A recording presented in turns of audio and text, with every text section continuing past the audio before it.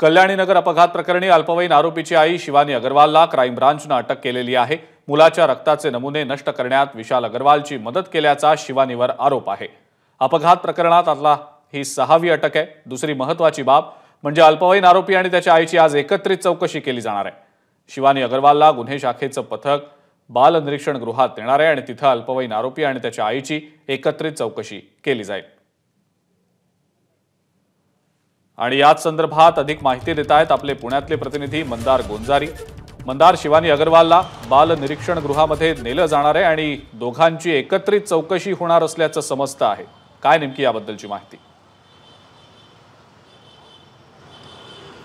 ही चौकशी यासाठी होणार आहे की या अल्पवयीन मुलाच्या ऐवजी एका महिलेचं रक्त तपासणीसाठी देण्यात आल्याचं समोर आलं आणि ही अल्पवयीन मुलाच्या ऐवजी रक्त ज्या महिलेचं देण्यात आलं ती महिला म्हणजे ही शिवानी अग्रवाल आहे का याची चौकशी पोलिसांना करायची आहे। यासाठी शिवानी अग्रवालला अटक झाल्यानंतर या अल्पवयीन मुलाच्या समोर या शिवानी अग्रवालला बसून दोघांची एकत्रित चौकशी केली जाणार आहे। त्याचबरोबर शिवानी अग्रवालच्या रक्ताचे नमुने देखील तपासणीसाठी पाठवले जाणार आहेत आणि हे नमुने तेच आहेत का जे या अल्पवयीन मुलाचे म्हणून पाठवण्यात आले होते याचा तपास पोलिसांकडून करण्यात येणार आहे आणि त्यानंतर पोलिसांच्या कारवाईची पुढची दिशा स्पष्ट होणार आहे।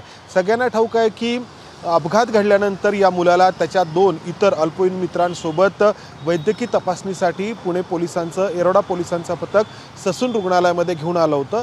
त्यावेळी या मुलांचे नातेवाईक उपस्थित होते ज्यामध्ये शिवानी अग्रवालचा देखील समावेश होता आणि त्यावेळी जे काही रक्ताचे नमुने बदलण्यात आले त्यामध्ये या शिवानी अग्रवालचा हात असल्याचा पोलिसांचा आरोप आहे आणि त्यासाठी अटक करण्यात आली आहे। आता जे रक्ताचे नमुने बदलण्यात आले ते शिवानी अग्रवालचे आहेत का याचा तपास होणार आहे। ठीक आहे मंदार, धन्यवाद। सविस्तर माहिती आपण दिलीत त्याबद्दल।